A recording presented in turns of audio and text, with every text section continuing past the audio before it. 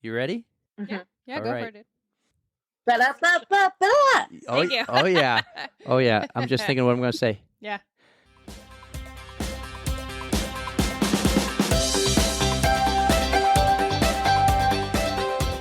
What's up, everybody, and welcome to episode 15 of the On the Runs podcast. 15, Erika. How about that? I had to just think about it for a second. I'm like, what episode are we on? Right? Yeah. We are back. I think we found our new home studio.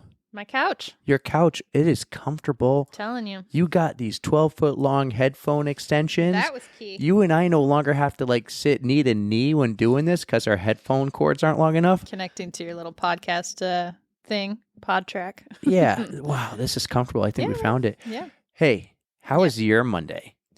I had a fabulous Monday. Probably not as good as some people, but I had a lot of fun. Your first Boston Marathon No. It's my second year volunteering for Boston, but this was the first year I got to do it at an aid station, and it was so much fun. Oh, man.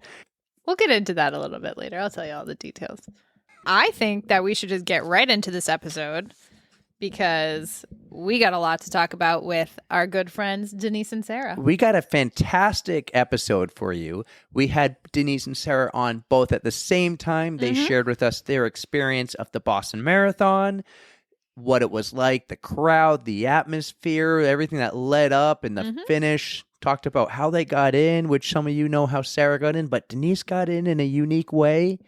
So you're going to want to stay tuned and give it a listen. All right. So we'll get right to that. And then if you want to hear about Erika's volunteering experience and what happened with the girl. They got to listen. We got to make them listen to the end. You told me. I know. I was so excited to hear about it. All right, we'll hear about it after. Everyone, enjoy Denise and Sarah. It's a great interview. You're going to love it. All right, joining us again on the Runs are our two favorite friends from episode 6 and 8, Denise and Sarah. Denise, Sarah, how are you? Hey, On the Runs. Thanks for having me back. I'm good, thank you. Welcome back, ladies. I'm super happy to see you guys after seeing you at the big race. So you had a big day on Monday. You both got to run in the Boston Marathon. You both got to do it in two different unique ways. Denise, you got lucky on applying on an Instagram post, and Sarah, you fundraised your way to run in the Boston Marathon. Let's get into that real quick.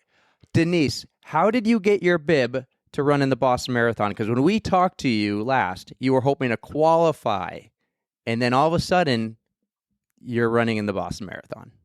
Yeah, it was pretty crazy. So last time I talked, I was trying to qualify. I'd been training for a while. A race had just been canceled. Got another one on the book. And it was 3:00 in the morning, one morning, and I couldn't sleep. And I was scrolling through Instagram and came across a post from Poland Springs saying, hey, if you want to run in the Boston Marathon, apply to be on our team. So I looked up the rules, wanted to make sure it wasn't anything crazy. And all it was you had to post a picture of yourself and talk about your running story and why you thought you deserved it. And I did that. And sure enough, they picked me as one of their 10 people to join their team. I am so jealous. I had tried that and no dice for me, but I could not think of a better person that they gave it to.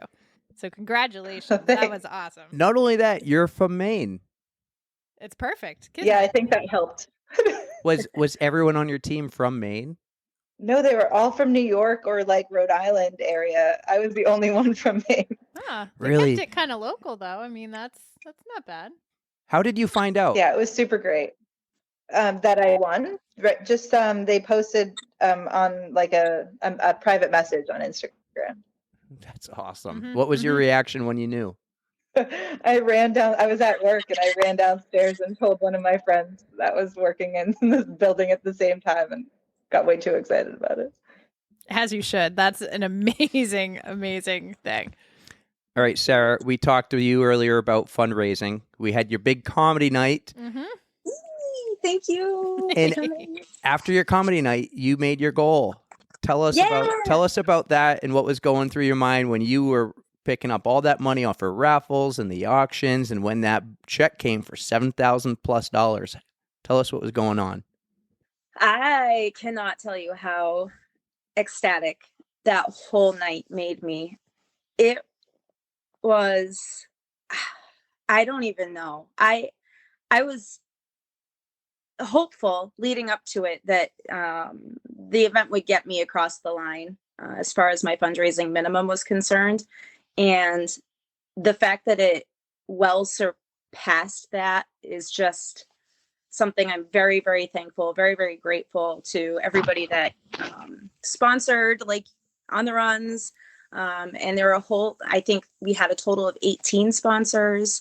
I was super thankful for everyone for doing that and everybody who attended. But as it was happening, I was just mind blown by the way everything just sort of came together and worked out. I was really, really, really thankful. They had like Boston Bruins and Celtics and Patriots jerseys going off for auction with autographs from like Phil Esposito was one of them. They had so much going on there, the raffles. I mean, I just knew partway through it was going to work out. This is going to be a big payday. Oh, yeah. Fun fact, all those jerseys were framed by yours truly. And let me tell you, that is something that I 0 out of 10 recommend if you're looking for something to do in your time off. Yeah, I don't think that would be. Yeah, that's not my kind of craftiness. Well, if I ever have a jersey I want to frame, I know who I'm going to. It was brutal. She's got the experience now. That's good. All right. Well, the three of you are now experienced Boston Marathoners, and I want to hear all about it. So I'm going to take a little bit of a back seat. Maybe let Erika run the show here. I will butt in every once in a while, but I think we should get into this. And then, Erika, you can even talk about your time volunteering. Oh, yeah. I'm excited about that. I can't even tell you how much fun I had just volunteering. So I can imagine you guys had tenfold more fun than I did. So why don't you guys tell me about like leading up to the race? Like, how was the expo? Was like check-in fun? Like, just give us the whole idea with that. So I went down to the expo on Friday because it was the first day and I just did not want to wait any longer than I had to. Understandable. And just had a blast. Was ready to soak it all in. Did every photo op that there was. Got the jacket. Got the bib. Went out to the fan fest outside. Had a beer. Made a sign. Got a caricature. Did all the things. That's awesome. I went down on Saturday for the expo. Mike and I went down for the Bruins game first, and it was a 12:30 game. So after the game, we were able to walk over to, no, I suppose we took the T. Either way, we were able to get ourselves over to the expo and bib pickup and all of that. And it was just kind of a wild experience in that it was just the organization behind all of it, you know, them shuffling you off in one direction to pick up your bib. If you've already done that, you go this other direction, and there were just people everywhere. It was the second day, I think, of the expo. Like you said, you went Friday. So it was the second day of the expo, and it was just unreal seeing all these people. Everybody's buzzing. Everybody's super excited about, you know, like I said, getting their bibs, getting their gear and everything else that they wanted to get, like swag and whatnot. And it was just really cool. One of the things that was kind of funny was we saw all the Adidas stuff that was right up front. And then from Adidas, there are like a couple of other rows of booths that were in the same area. But then we didn't even realize until we were actually about to leave how much more stuff was beyond the wall. So now suddenly we walk down this hallway, we're heading towards the exit. I'm pretty sure they were announcing over the intercom that it was time to be getting ready to go. And suddenly we see, wow, there's like 5 more rows of just booths upon booths of like sponsors and all these people that are there with all of their stuff. And you're like, oh my gosh, there's so much more to do. So it was a little bit overwhelming, but it was really, really cool. Did both of you stay in the city the whole weekend? No, I stayed in Atkinson, New Hampshire with my parents. We went down for the day. Like I said, we went to the Bruins game and then we made our way over to the expo. But after that, we went back home. And then Sunday, Mike and I came back down into Boston and checked into our Airbnb for the night so that we wouldn't have to drive down from Pembroke. Nice. On race morning. I have to say, I was following you guys on Instagram the whole weekend before, and I was living vicariously through you. I could feel the energy from the people, and I was just getting so excited for you both. So I'm glad you guys kept posting and giving me something to do over the weekend. So that was leading up to the race. I'm sure your nerves are going crazy. You're super excited. Tell me about the morning of. How was your bus ride? Like, what time did you have to get there? Give me all the deets. So I got pretty lucky. My cousin lives in Hopedale, Mass, which is like 10 minutes from the start-ish. Oh, nice. Wherever one of the buses was from the start. So me, my mom, and my aunt drove down from Haverhill area that morning, picked up my cousin and her husband, and then they drove me like the 10 minutes to one of the start buses, got on a bus for like 10 minutes and ended up in the athletes village. That's awesome. It was pretty smooth sailing. Yeah. And then just lived it up with all of the people until the start. What time did you have to be there? We left Haverhill at like 8 a.m. So my start didn't start till 11:15. So I think I got to the athletes village at maybe like 10 in the morning. So pretty late. That's the way it should be. Unlike that Disney marathon deal, 2 a.m. Yeah, no, that's the way it should be. I'm glad you got a good night rest, it sounds like. Yeah, for sure. So Mike was actually volunteering at the finish line, and he had to be there by 8 a.m. So even though I also didn't have a start time of until sometime after 11:15, we went in together. He took the tee. He continued on the tee off to where he needed to be for his volunteer spot.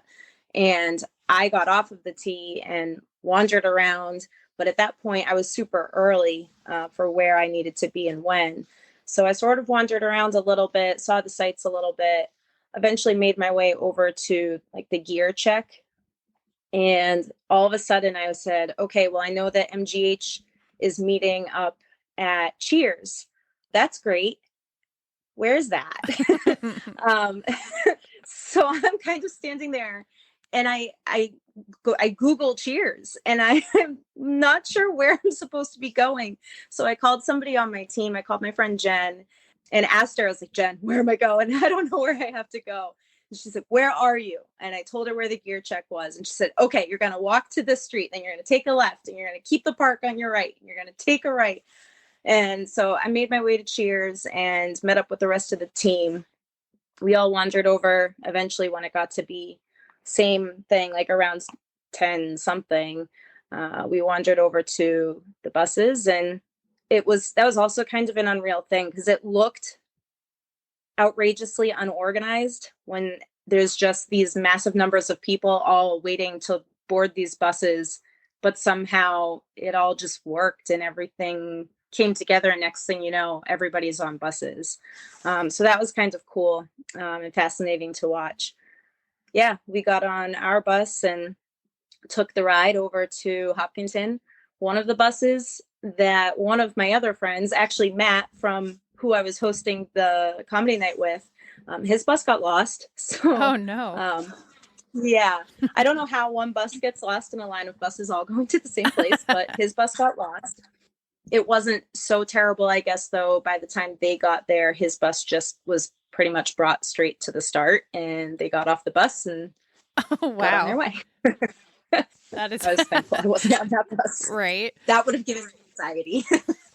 It sounds like you guys had a bit of a better bus experience, because I remember when I was going down for my Boston, I had to get up at like 4:00 in the morning to catch the Boston Express from Nashua to go down to South Station. So I had to catch like a 5 a.m. bus, and then I had to take the T to the park, and then take like a 6:30 a.m. bus to the start line and just wait.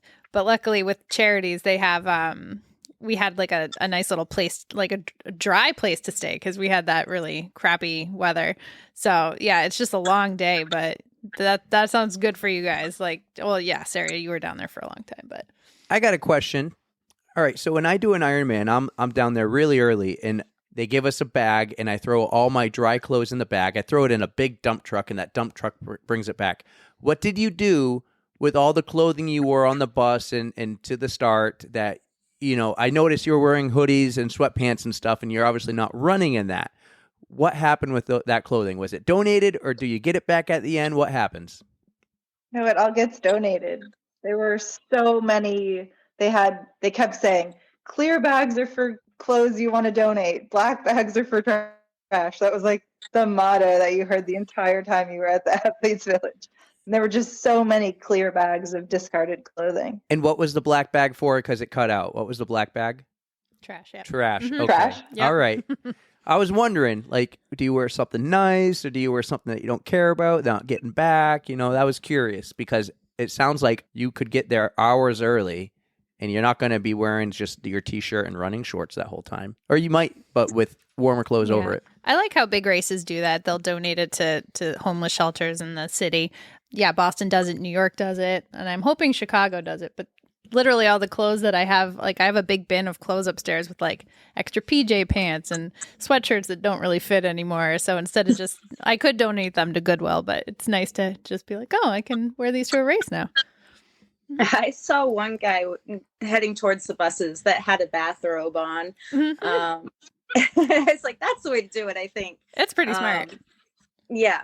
But there were, like Denise was saying too, you could discard clothes at Athletes Village, but then there was also almost like a depot area, if you want to call it, as you got closer to the start line, because it's I think a quarter to a half a mile walk, I'm not even really sure, from Athletes Village to the start. And once you were getting closer to the start, there was a whole nother area of porta potties and another area where you could dump more clothes if you still had worn extra to the start line. And there was one box truck that was parked down in a field, and it was packed. It was just packed with so many clothing items. It was just unreal to see. But yeah, so many clothes and sneakers and just all sorts of things. I discarded a pair of sneakers and a sweatshirt. That's the smart way to do it. So you're comfortable, and especially if it's a damp day, they tell you to bring extra shoes just to change into. So good job. So now you guys you're at the start line, you're waiting. Tell us about what the starting corrals were like. You were saying you had a later start time. So how was all that? It was pretty great, actually. I was kind of nervous that or not nervous. I'm a little disappointed that we didn't have a team meetup for the 10 people that were on our team. So I walked into the start corral and just kept finding people with the same shirt on. Oh, that's great. So ended up finding most of the people on our team, just introducing ourselves again, meeting up, and just kind of getting all excited again was my favorite part of the start corral. Yeah. Walking to the start corral, I didn't find that I was stopped for very long once I got to the start corral. I didn't totally know. So I was within wave 4, I was in corral 2.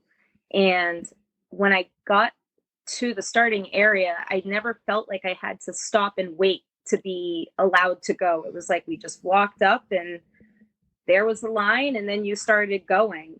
But there did seem to be people to the left of a barricade that maybe I don't know if they were in a further back corral within wave 4, but there did seem to be a lot of people that were waiting. Oh, was that you? Probably. I don't know. Yeah, I was in corral 6, and we were the ones on the left over there, just standing there. Well, one of the things I was fascinated by about walking up to the starting area was just the fact that you think about the people that are going to be cheering you on along the course. That there's going to be thousands of people out watching everybody race. But one of the things that I thought was the coolest was the fact that you're walking from Athletes Village up to that start line, and there are people in their yards before you even get to the start line, and they are out in their yards and they were just cheering you on. And to me, I'm looking at it like, oh, we are a parade right now. This isn't even a race. And there have been people who've probably been out there for 2-3 hours watching people just walk. It was just such a cool, that was really a neat thing that I thought was like, I don't know, it just made me like, ugh. I felt like I was part of, well, watching a parade, just being at that water stop. So I can feel you on that one. Yeah, let's get into the start because very early they run into you, and we got a couple clips to play. I was so happy I caught you guys. So I'll get into my volunteering portion of this a little bit later, but my water table had just finished. Like, we ran out of water. It's wave 4. And a question that you came across. We were the first set of Gatorade tables.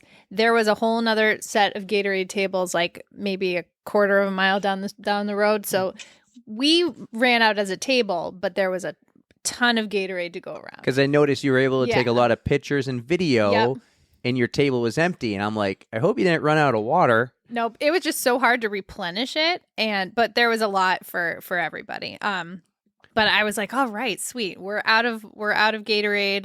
I can finally like take a second and capture this like pure pandemonium like coming down the street, and I'm just videotaping, and then Denise, out of nowhere, you find me, and I was like, whoo! I just happened to be video recording, and I found you, and I was so excited to see you. I think Denise found you. She did, and I had like whipped around, and I was like, it's Denise! All right, so let's go to the video that you captured of Denise. Looking great right now! Denise! Yeah! You can hear me cackling in the background because I'm like, oh my God, it's Denise. Okay. So I was very, very excited to see you. Oh my gosh, it was so great. And only because you said exactly where you were going to be. The flamingo headband was priceless, and you could not miss you. Like, and you were right at the first table, which was great too. So I didn't even have to like try to cut off that many people to come find you. And I was like, there's Erika, I gotta run. I was so happy. I was told that flamingo headband was key because I found so many friends on that course because they knew I was there with the goddamn headband. So I'm going to save that and hopefully be wearing it next time. Sarah!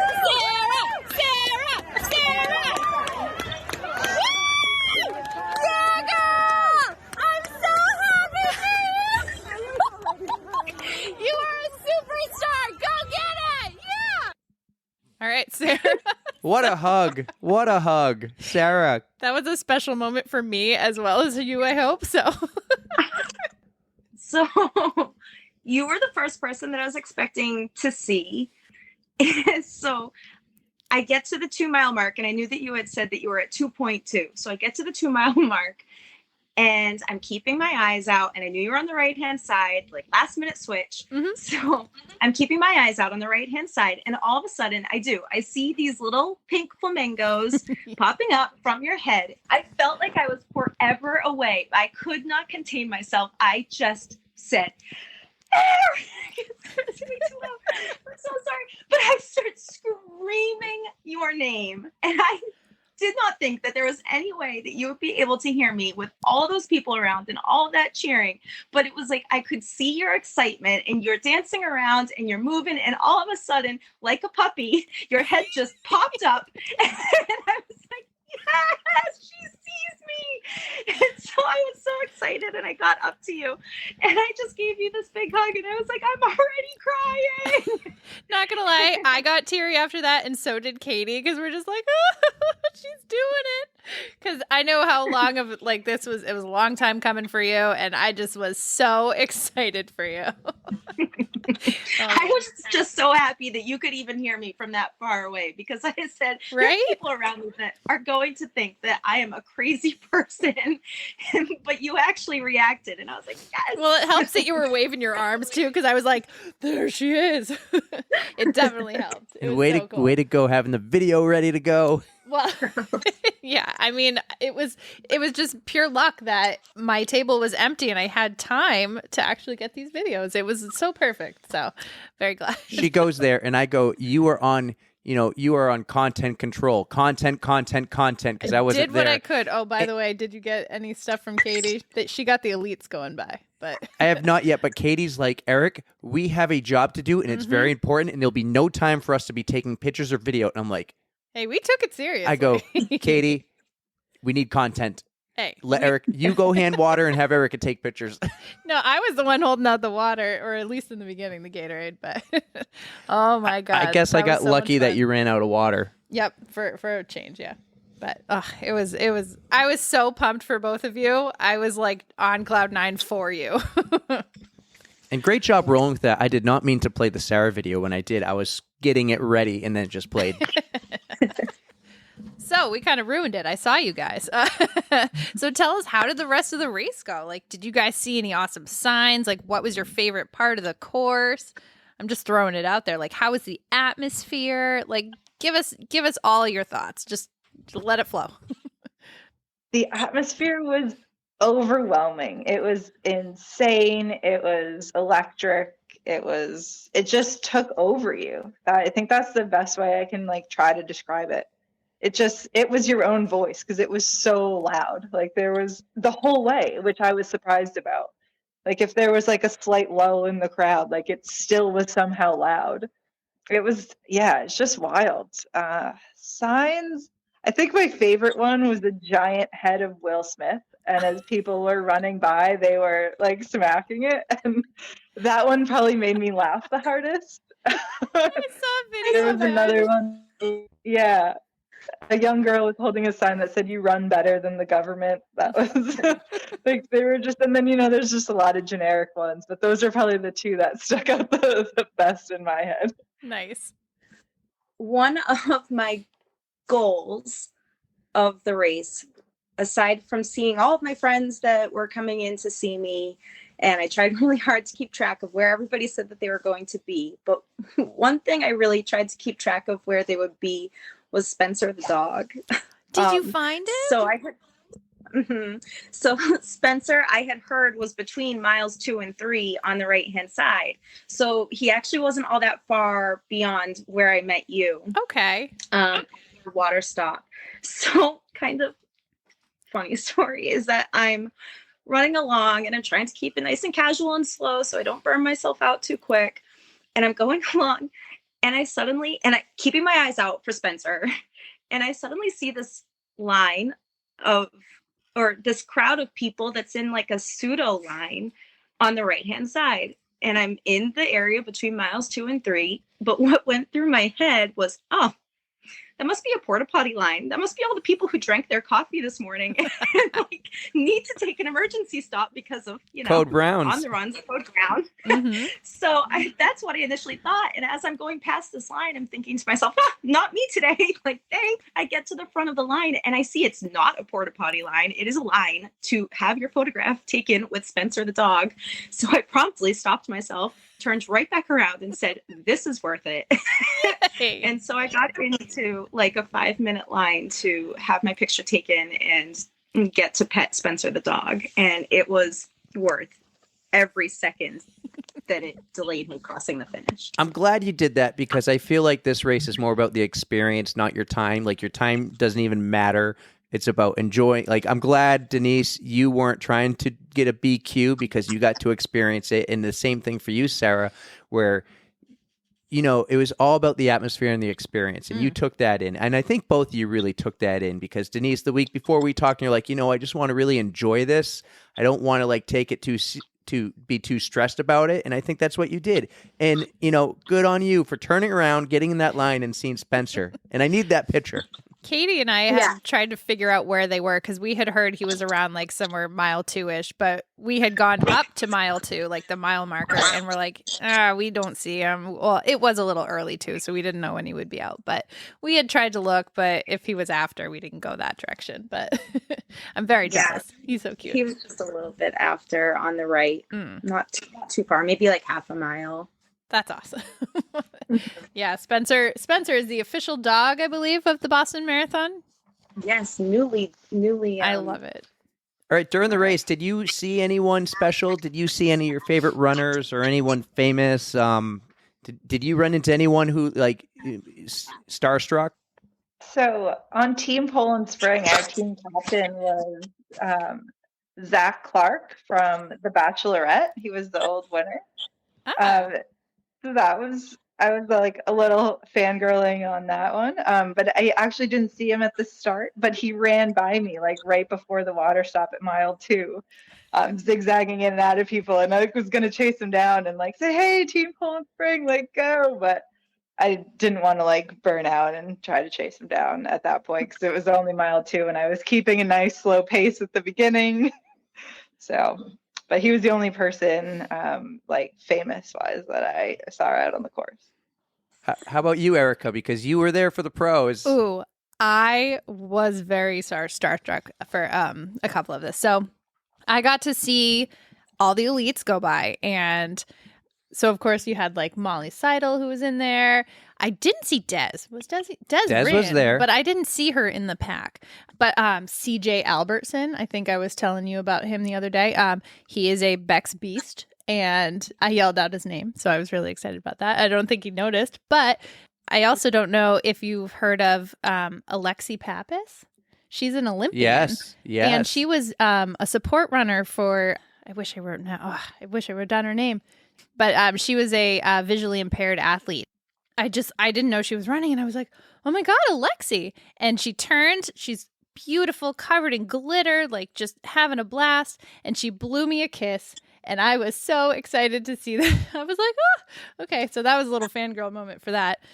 And then another support runner for Adrienne Hazlitt, I believe her name was. Shalane Flanagan.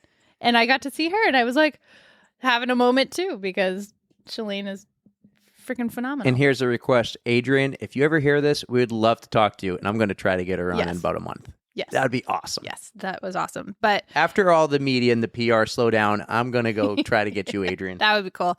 So I did get to see like the elites go by, which was really, really cool. And of course, they really didn't go for the water at that point because they're still in good spirits and 5-minute miles, you know. So we got to get some videos of them going by. Another person who I didn't see, who I wish I did, was our girl from Peloton, Jess Sims. She was running. I know. I didn't even know she was running until after. Nah, I didn't either. But I would have been cheering for her. I believe she was in wave 4 with you guys. It was her first marathon. And she never thought she would run a marathon before. Mm-hmm. And her story is pretty great, how someone else... We'll have to get into that another time, because that's just, I need to do some research before giving that story. I read the article, but it sounded pretty cool. Someone gave her the bib. Then go ahead. I think I don't remember everything, but I think it had to do with someone from the bombing who survived the bombing offered Jess Sims her bib, and Jess was like, "I have to run this race now." Mm-hmm. And Bex was like a huge supporter and helped her, get there, and so did all the other Peloton people and friends. Mm-hmm. But yeah, Jess ran. Cool. That is too cool. But yeah, so it was a good morning for celebrity sightings. Oh, yeah. I wish I was there to see it. Mm-hmm. All right. How did the race go? Tell me about your way to the finish. I got one thing to tell you, Denise. You made a post that said the big left-hand turn onto Boylston, but in your video, you're making a sharp right. Yeah. So I was having, honestly, the time of my life from mile 1 to mile 26.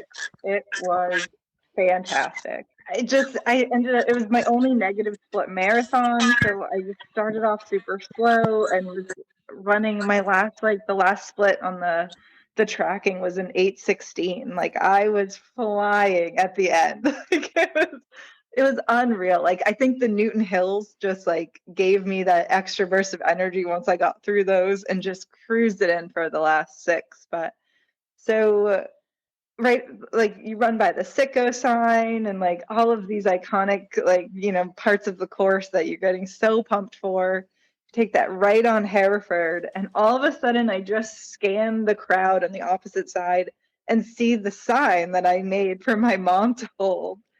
And I instantly took a look right over my shoulder. Like my friend was like, yeah, you even checked your blind spot, because so many people were just cutting in and out. People were running sideways by that point. So the last thing I wanted to do was take someone out right at the very end. So I check my blind spot, I see my family, I beeline the opposite way of the course for them, say my high fives and everything. And then take that iconic like left onto Boylston for the finish. But it was great. It was an experience I will never forget, and super grateful to have had it. That's awesome. You guys are making me verklempt here. I'm just. How about you, Sarah? How is everything leading up to the finish? It was unreal. So another one of my friends had said to me leading up to it, my friend Beth made a comment saying, "I'm so excited that you finally get to experience this party. It's going to be so great. You're going to love it." And I kind of thought to myself, like, oh, like I know there's going to be tons of cheering and it's going to be exciting and all of that. But until I got there, I just had no way to wrap my head around what she was really saying. And then that whole way, kind of like Denise said, from mile 1 until you cross the finish line, even like I said, before mile 1, when you're even just walking there, it is like a party that you are just traveling through. I can't tell you how many high fives, how many people, because I had my name written on tape that was on my singlet, and how many people were just screaming my name. I have one person who I haven't seen in I don't even know how many years, and all of a sudden I hear him screaming, "Sarah Hallock!" I was like, what? And I turn and I see him. I had no idea he was going to be there. He didn't know I was going to be there. So of all of these like 20 plus thousand runners and however many spectators, to see him and to see all of my friends and family that had come in and were somewhere along the course, it was just every time I left another group, I mean, like I said to Erika, I'm already crying. So I said that to Erika at mile 2, and that didn't change. Every time I saw people I knew, I would run away and I'd be like, oh, okay, it's okay, I can do this. And it was just unbelievable. And it was just something that I don't even know how to describe. And I now understand why people can't really explain it to you. It's just a totally unreal experience. And I loved every second of it. I had an absolute blast. All right. So you guys are running down Boylston. The finish line is in view. What's going through your head? I couldn't believe it. Like, I just was like, this has really happened. Like, I am here. And somehow that's like, so I finished in 4 hours and 10 minutes and some seconds. And it just did not seem like that long. Like, it just seemed like I had just started 10 minutes ago. Like, it was wild. It was like, okay, well, now it's going to be over. And then it still really wasn't over, because then there's a whole process of, right, and you have to walk and you get water or your medal. I don't even know what order it was, but it was just like a whole nother conveyor belt of things after the finish. It's always something coming next. All right, Sarah, how about you? Running down Boylston, see the finish line. What's going on? So leading up to it, I had some moments where I don't know whether I got into my head or whether it was actual physical, feeling tired and slowing down a bit. I don't know, but I had taken some walking breaks.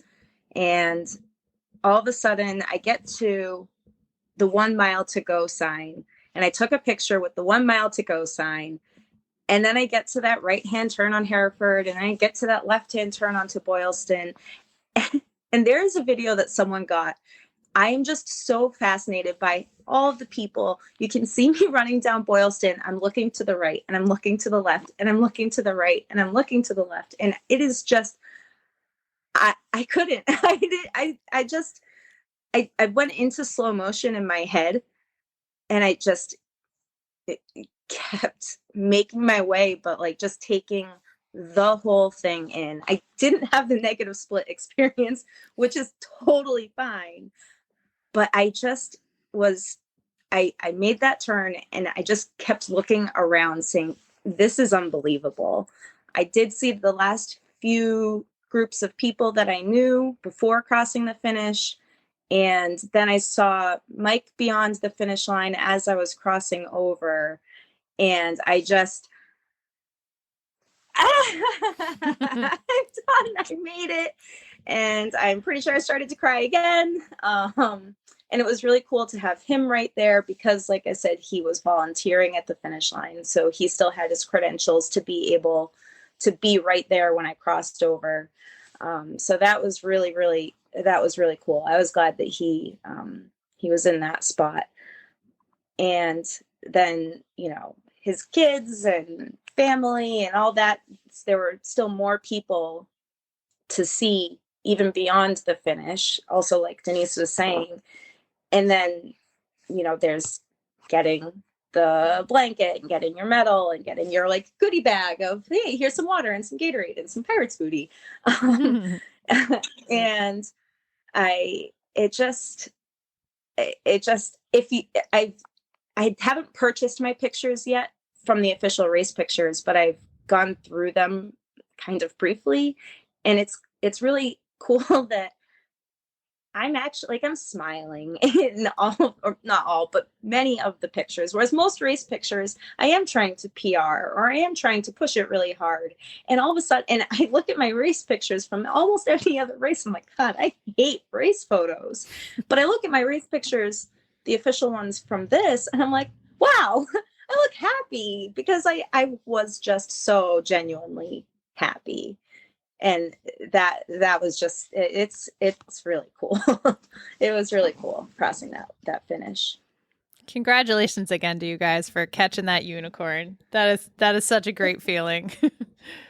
Now you just got to do Chicago, New York, Japan, Berlin, and London, and you'll have the majors. No problem, you guys. Yeah. That was really cool too, actually. By the way, one of the things that I thought was neat was when we're running along on the course, and you would see people with like these special bibs on their back that were saying like, hey, today's my day. And it was people who Boston was their last star of the 6 stars. And I tried really hard to, every time I found, one of those people, I'd be like, congratulations. Like, this is so exciting for you. You're getting your 6 major marathons. Like, that was really like, oh, like you are impressive. And what a goal to make that list. So that was a really cool thing, I thought. Well, congratulations to both of you. Amazing. I'm so happy we knew people in it. I am really bummed I wasn't there, but at 7 a.m, I was at my kid's dentist appointment. Ooh. Yeah, I couldn't get out of that one. I wish I was there. Man. But, I hope, that you buy those pictures, both of you, and you cherish these memories. That was so cool. Like, some people have done this 20 plus years in a row. I don't know if you plan on doing it next year or trying. I think, Denise, you're going to try to BQ one day. Yeah, you're really close too. But this one seems special. I'm really happy the two of you took your time through that race and enjoyed it. Sounds amazing. I'll tell you though, even if this is your only Boston, I mean, if that was my only Boston, the memories will last forever. It pops up every year, and I get so nostalgic over it and so proud of myself. So you guys should feel the same way. You guys accomplished something great. And Sarah, what did I promise you? Good weather! It was perfect weather. Did you get a sunburn? Oh my God, it's so bad. Only on my right side. Oh, really?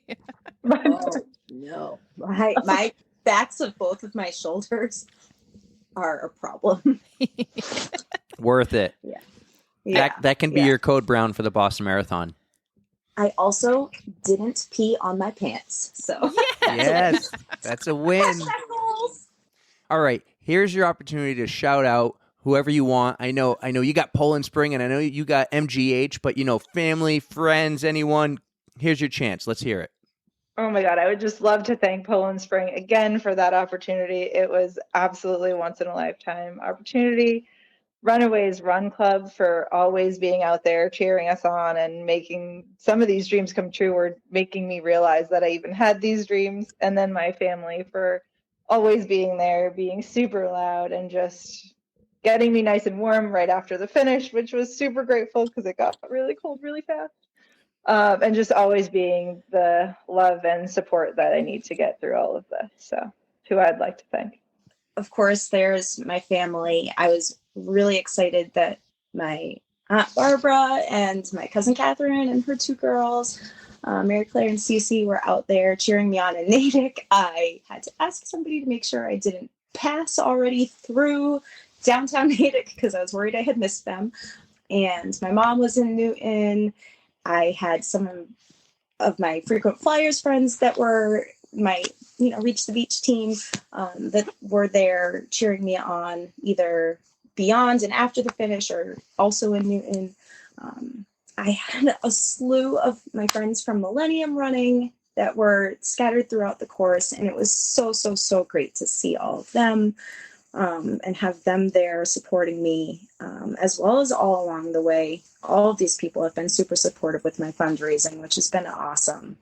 I have to say, my friend Charles gave me some last couple of week impromptu sort of advice / pseudo coaching, which was really cool. But then, of course, Run for MGH. I'm so, so, so, so, so thankful that they let me onto the team and accepted my application and let me fundraise for them. Pairing me up with Ashley as my patient partner was really such a special experience and really, really cool. And then, of course, having Mike at the finish line was just exactly where I needed him. And he has been so supportive of the ups and the downs of this whole process, the stress and the excitement and all of that. So just so many people to be thankful for. And of course, I'm thankful for you guys for sponsoring my event and having us on here and being so supportive of all of this. So thank you. Well, and just to go off that, as I got to text someone, hey, thank you so much for helping Sarah. Really, you helped us. We helped you. I mean, I felt like it went both ways. Your episode really helped us, take off because you have that group. Both you have your running groups, and both you have been a big part of our early success, we'll call it, since we been doing this for the past 100 days or so. So thank you for letting us, tag along your journey. Be a part of this, get to hear these stories. It's been a blast for us. Yeah. Let's give these ladies a round of applause. You press that button. Nice job. All right. So once again, Denise, Sarah, big, huge congratulations on your accomplishment. I am so very proud of you. We are both very proud of you. And we can't wait to see what's next for you. Yeah. Thanks for all the support, guys. It's been great sharing the story. Thanks for having me again. Yeah, thank you so, so much. This has really been such a fun experience, and having this be a part of it has really been something I cherish. So thank you very much. I am still in so much awe of those two ladies. I am so happy that they could come back on and share their experiences, and I am just over the moon, excited, happy, ecstatic for them and their Boston experiences. Yeah, thanks so much for coming on again. Guys. Thanks so much for being part of our thing here that we got going on. You two are OGs for life with On the Runs, and we're going to have you on again. I can't wait. Next time you got some big races that you want to share with us, just let us know. And we got to do one, you want to do a podcast. Yeah. Like It's Always Sunny in Philadelphia. And I think get the video. Oh, wait, no, that's the one where they're all just drinking on the couch. Yes, I think we got to do it with them. Yeah. Everyone on the couch drinking in an episode with it. That's when we we'll got to do get it. Dave for that one. That one's going to be fun if Dave can come hang out with us. We'll just keep drinking. Yeah. And talking. So I feel like we should do that. We should do a beer mile or something, and then I'll just hang out after, in lawn chairs. That's going to be a clutch thing. So we'll have to get an On the Runs beer mile where we get some of our OGs, maybe Denise and Sarah and Dave and whoever else. Katie will be there, I'm sure. Shauna definitely wants to do it. We'll probably do it at Katie's house. Katie, we're volunteering your house. And then we could record poolside. Oh, yeah. So Katie's house, it is. Sorry about that, Katie. It'll be this summer. All right. Sometime in July, everybody. Yeah. But let's get into your day at the Boston Marathon. Just like with Sarah and Denise, I'm going to sit back. Just let me go. And let you go. I'll have a few questions along the way, but tell me everything. Start from the beginning. All right. So in order to volunteer, you have to sign up through the BAA. They have their own little online athletes village, and you have to apply to be a volunteer. And usually it's pretty difficult to get in. You have to either know somebody or you have to have been a volunteer for many years. And I got in last year, I think because of the pandemic. They didn't have as many people. So they were just trying to take whoever they could get. So that was kind of my in. So this year I applied, and Katie and Dan actually gave my name to the coordinator of the Mile 2.2 hydration station. So I was able to volunteer with the two of them. Was that the official name of it? The hydration station? I think it was. It had a nice ring to it. I was very, very excited about that. So this year, well, let's start by saying last year, I was an event marshal. And basically all I did was give glorified directions. It wasn't the most glamorous volunteering position, but it was still awesome to be around. I basically saw all the athletes after they finished because we were right around the corner from the finish line. We were directing them to their families in like the family meetup zone. So it was a little out of the way, but still really cool to be in the center of Boston for that. But this year was just something else. I was right in the middle of the action. It was so, so cool. So we started off. I had to get up at like 4:30 in the morning because we had to drive all the way into Hopkinton. Not like Denise or Sarah. They got to sleep. I'm sure well, how much sleep did they actually get with those nerves, you know? So Katie and Dan picked me up and we got some dunks, some breakfast, and drove into Hopkinton. And the Mile 2.2 station was actually just over the Ashland line. We had to be there at 7 a.m. and we kind of were just standing around for a little while because we were waiting for the water to be delivered. A Poland Spring truck rolled up and we had those big jugs, you know, they're like the gallon bigger. No, they're the huge ones. Like the ones that go in the water bubbler? Yes, those. So we had to unload a truck full of those. So let me try to paint the picture for you guys. I am on the right-hand side of the street. There's, I think, like 4 Gatorade tables and maybe like 6 or 7 water tables. And then you go maybe an eighth of a mile down the road, and the same setup is on the left-hand side of the road. So this is like a pretty substantial water stop. There's a ton of materials for everybody, so nobody's going to get left out. And they basically just told us, you got to mix the Gatorade, which was one of those giant jugs of water, plus like the concentrated Gatorade mix. It was like a 1-to-1. So we'd mix it up. We had to pour it in a giant like trash can, but it was like lined with plastic, so it's sanitary and stuff. But we had to make up a bunch of batches, and then we had to fill like a giant table with 4 layers worth of cups. I saw that. Yeah. I'm going to post those photos again so everyone understands. Basically, you had a table full of cups, Yep. and you had like some type of paper. Yep, they were like poster board On top of the cups, and then you had at least 4 rows of these. Yep. Any higher, and I think things would have like started to knock over. So 4 was as high as we could go with like still being safe and not knocking anything over. So was this like the prescribed way to do it? Yes. Okay. That is exactly what they told us to do, and it worked perfectly. So we had, I think things got there about 7:30, and we were set up around, I think we were done in about an hour. So around 8:30, we're just kind of hanging out. Katie and I took a walk to the Mile 2 marker just up the street, took a picture. We're waiting. So it was just after 9 o'clock when they started the wheelchair athletes and the hand cyclists. So we were waiting for them, and our water stop was kind of cool. You're looking up the course, so the runners are going to come towards you, and you just see them crest a hill and then come down the hill towards us. So they're coming down a hill, and then they have to go up a hill on the other side. So we're down like a little valley. So the elites, especially like the wheelchair athletes, they don't stop.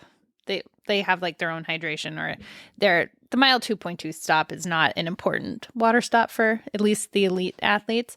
So we didn't really have to worry about being ready for them. So we got to see all the action, like the elites going by. We saw like the course marshals. So that was pretty cool. Yeah, just got to cheer on the elite athletes like Des Linden and CJ Albertson and Molly Seidel. You said you missed Des. Nah, she was in there somewhere, but I saw Molly, so that was pretty fun. Did Molly DNF? I think she Molly did. DNF. Yeah. Something around like mile 15, she was just having some hip issues, so she decided to drop out. And nothing wrong with that. It's honestly a smart move, especially if that's your career, right? And you could risk like serious injury. Absolutely. So, yeah. I saw her post. I read it. It was I felt bad. Yeah, I had added But it was the right call. It definitely. was absolutely the right call. I understand if you're like, say that was Sarah, Mhm. I understand maybe you'll, walk a lot more and finish, Mhm. to finish the, but Molly, yeah. I feel like it's different for an elite athlete because they have a way better chance of getting back into Boston. Like they can just kind of reach out to the directors and Absolutely. be like, "Hey, I'd like to run this." But for somebody more like me or Sarah, I would probably limp my way to the finish, smart or not, but I would do it. But yeah, so we got to see the elites go by. So then after the elites, the para athletes started to run. That was such an inspiring experience. So one thing I noticed was coming down the street, Alexi Pappas. I'm not sure if you know who she is. She's an Olympian. Who she is. She's an Olympian. We follow her. Oh my God, I'm so excited. Yeah, she's like a gooder ambassador, and I just love her so much. She was decked out in glitter and her champion apparel. So I didn't know she was running, and I was so excited that I just yelled out her name, and she turns to me and she blew me a kiss. And I was so excited. I think I mentioned this in like the You did say that, but yeah, that is really cool. You even texted me that right away. Oh, I had to. Yeah. Yep. So she was running with a visually impaired runner named Lisa Thompson, and I believe she placed in the top 3 of the visually impaired division. Nice job. She might have been first. I can't remember, but she did like a 3-something marathon, which is fantastic. And then, of course, you see Shalane Flanagan run by. She was supporting Adrienne Hazlitt, I believe her name is. Yeah, Adrienne. Yep, she's amazing. Adrienne, you are amazing. Yes. Inspiring. I want to get you on, Adrienne. Let's do this. I cried during, oh my God, she had like finish line videos and she's just so emotional. And I'm like tearing up just thinking of it. Like it was absolutely beautiful. Adrienne, when everything calms down, Yep. Take a moment, take a break, and then we would love to have you. Yep. So after all these amazing athletes run by, we're just kind of waiting for the first wave to go. And I don't know what I was expecting.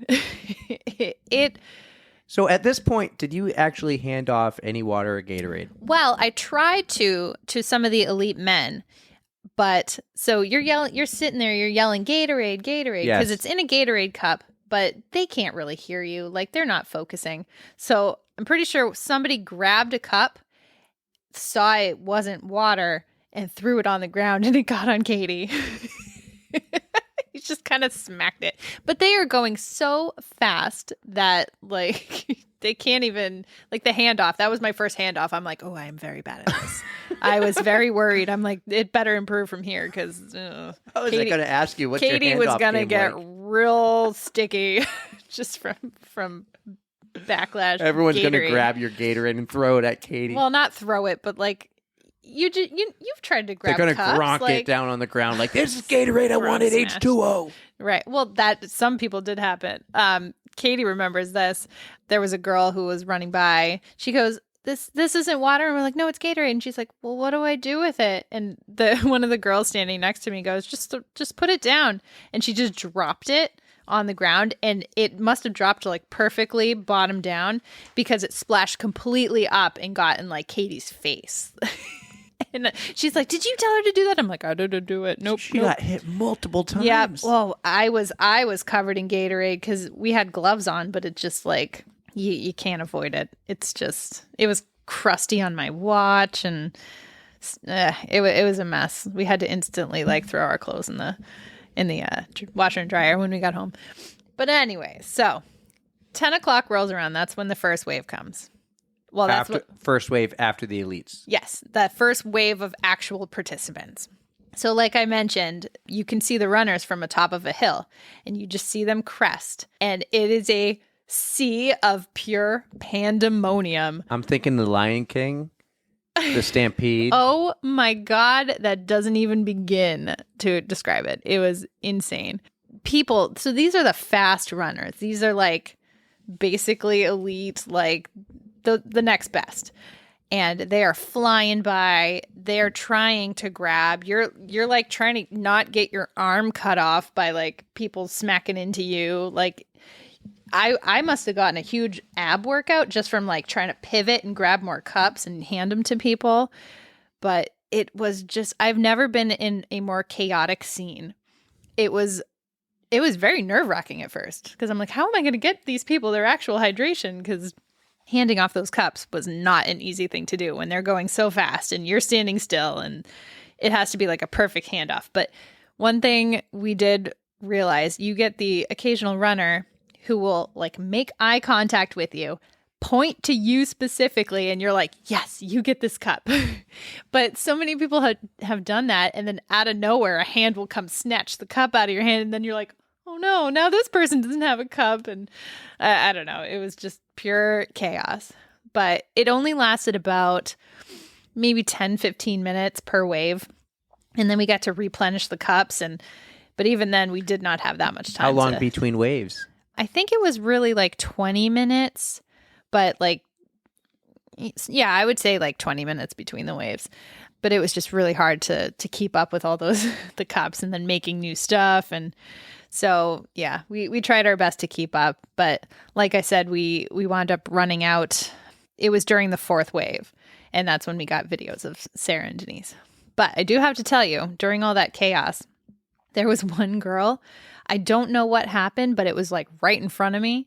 She fell down. This everyone is what she teased you about before the interview. This is basically the code brown of the story, but there was a woman who fell down in the middle of like this water stop pandemonium, and she got trampled. Like, people were stepping on her, and like there were people like trying to like divert all the runners to have this woman get off the ground. And like, I was standing there kind of like, oh my God, what do I do?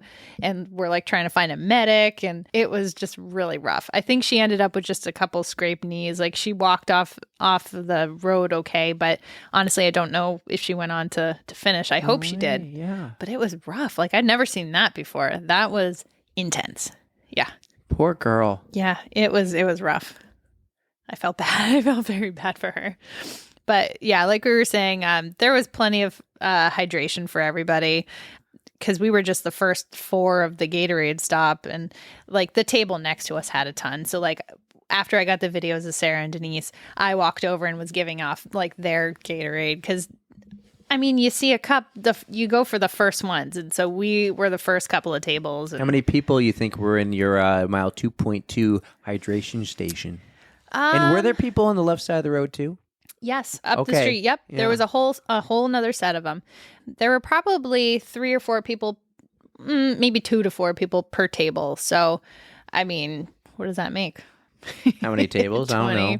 30, maybe like 60 people total. Kevin, if you're listening, math guy, help us out.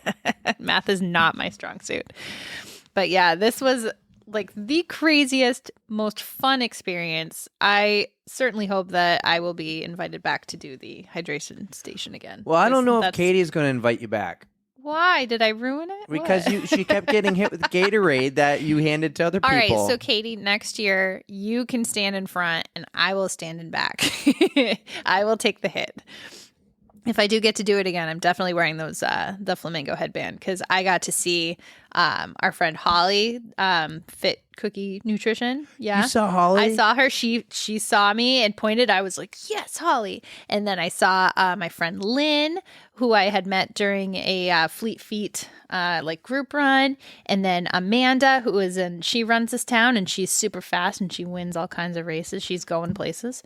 So Holly doesn't know who we are. And I'm really excited to hear her podcast recap. Oh, yeah. And she had a good one. I watched her entire story, and she made something. She had like over 2,500 direct messages after the race. And I'm like, well, she'll never see ours. I feel bad. I sent her a bunch of messages. I was basically like, yes, I was so excited for you. I sent her one from ours, and I'm like, she'll never see it after I read like the 2,500 or whatever. Did she get back to you? Yeah. Oh, nice. Well, she liked it. She probably just went through and liked everyone. But yeah, I was like, oh, she saw it. It was like an hour later. She was actually the one who told me it was like key to have the headband because she spotted me. But there were a couple people. Wait, she told you at the race? No, she sent me a message after.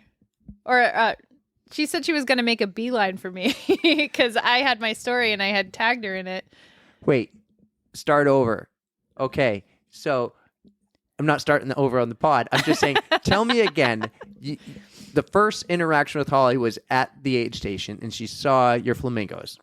Well, to backtrack a little bit further, the day before I had sent out a picture of me wearing that goofy ass headband, and I tagged all the friends that I could think of who were Including running. Holly. Including Holly. Okay. Yep. So she knew where I would be.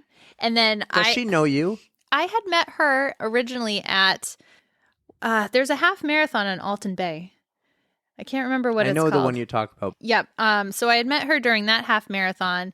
And then I saw her and her husband like that same year at Reach the Beach. So like I know her through the running community. And like I'll respond to some of her posts and so on. So like we're friendly. So she saw you at the aid station. Yes. And she knew who you were because of the post the day before. Yep. And I had thought I was going to be on the left-hand side because I guess last year, both sides of the street, like directly across from each other, had the aid station instead of having it staggered like it was this year. So we thought we were going to be on the left. And I just wanted to tell everybody who I had tagged in that post that I was going to be in the on the right-hand side, but I'm still going to be like in the beginning. So, and I sent it and she's like, all right, I'll keep my eye out. And I actually saw her. And then I was creeping on her stories, just my vicarious living through all these people. I have seen people post like Holly and Addie. Addie says, if you need coaching, reach out to me. Yeah. Holly's more nutrition. Yes. I'm thinking I might reach out to Holly eventually about nutrition. I would like to also. Especially, maybe more so next year if I go for another big Ironman. I just love her stance on carbs. She loves carbs. And her stuff. Carbs love runners. And everything she posts is like, even her stories are very educational when she talks about the nutrition. Oh, she's great. She's great. Yep. So I was super excited to see her. There were some other friends, but I did miss a couple other girls that I knew were running, and because they were in that like the wave 4, and I might have gotten distracted, like just trying to give out the cups, or if I was too busy cheering on Sarah and Denise. All right, talk about, because I know they talked about, but really tell me about your experience seeing Sarah and Denise. So I had mentioned it earlier, I think. I was just, we ran out of water, so I took a minute to just take a video, and in the tail end of that first video I took, Denise like pops up, and I see her raising her arms, and I can't remember if she even said my name, but I see her and I'm like, oh my God, Denise. So I'm already like buzzing, like super excited at that point, just seeing her. And then I don't think I was recording at the time, but like Sarah said, she yells out my name, and I must have heard it. You popped up like a puppy? Yeah. But then I see her, and she's standing on the side with her arms up, and I just knew. I'm like, that's Sarah. Because I watched her like flat Sarah thing, so I knew what she was going to be wearing. And you heard. I was just... And your mind went, I better not screw this video up, or Eric's going to be so mad at me. Well, also, yes, you're like the czar of I was telling Instagram. Erika, get me everything you can. Just take as many pictures and video, get it all. I don't care if you're just recording your phone the whole time and send it to me, and then I'll edit it or whatever. Also, I didn't tell you. Katie's like, Eric, we got a job to do. There's no time for content. Katie brought a speaker, and she was playing our official Smart. On Yes, the I Runs saw playlist, and she doesn't have premium, so it kept playing like Home Depot commercials, and she got so mad that she signed up for like 3 months of free like premium Spotify. So you're welcome. But yeah, we were listening to that playlist. It was pretty clutch. Peanut Butter Jelly came on, and I thought of you. It was just such a fun experience. Like you don't get to see that side and how hard the volunteers work. And you get the people and they're saying thank you. And I'm like, I wouldn't be here if it wasn't for you runners. Like, I appreciate you guys. And the Boston volunteer system is just so streamlined. Like, cleanup was super easy. Setup was super easy. Communication was great. So I want to volunteer at Boston before I run Boston. If I ever run Boston, I want to volunteer first. I think that would make the run more special after getting to experience it as a volunteer. It just gives you a different perspective on things, and it's nice. I think it will be part of my way of earning it, because I'm not going to earn it through qualifying unless I all of a sudden become a sub 3 hour marathoner. Hey, maybe Holly can help you out. Maybe Holly can help We'll get you Addie. Yeah. Addie to help with the runs. Yeah, we'll see. Okay. I'll need to stop repping hockey and commit full time to that. And I have 3 children. I'll have to figure that one out. Yeah. If I ever do it, I'll have to do what Sarah did, or get really lucky and do what Denise did. And win a bib. But I think to have karma on my side, I gotta volunteer first. And There you so go. I will one year, hopefully next year with you. Yeah. Hopefully you, Katie, and Dan do the same thing and I can just join you. I would love it. And I would love to get Ashley there too. That would be so fun. Well, we pretty much took up all the time we needed to talk about Boston, don't you think? We had such a good time. Listen, some of these are getting over an hour now. This could be our longest. We'll see when it comes out, but It's getting up there. I think it was an important one. Real quick. Yeah. You got a 3:30 in the morning wake up call coming up. I do. I got a race hopefully coming up. Actually, What? by the time this episode's out, you have already run your race. Yes. But I'm heading to Kansas, running the Garmin Olathe Marathon with Rachel. It's a Wizard of Oz theme. It's pretty cool. But I'm just hoping that the weather will cooperate because there's some storms a brewing in the Midwest. So we'll see what happens with that. But I'm sure I'll give you guys a recap. Yeah, absolutely. Are we going to get Rachel on? Oh, I've already told her. I'm like, we got to book you soon. All right. Maybe we'll get her in person on the couch in your living room studio. Absolutely. This is our home for a while until we get a legit studio. I think this couch is is doing it for me. This couch So is I pretty don't know great. about you. All right. So everyone, don't forget, follow us on Instagram at On The Runs. You can also follow us on Facebook at On The Runs. We're going to have a Twitter real soon. We got to have a Twitter because I see a lot of great running content on Twitter, and I just think it'll be good to be on there. So we'll be on Twitter soon. I'm going to let you handle that. And you can email us at our Gmail account, ontherunspod@gmail.com. Again, thank you so much. Denise, Sarah, thank you so much for coming on again. Erika, thank you for being a rock star co-host. My pleasure. I'm so excited to hear about it Monday. Good luck in Kansas. Thank you. We'll see you soon. And Erika? Don't forget to stretch.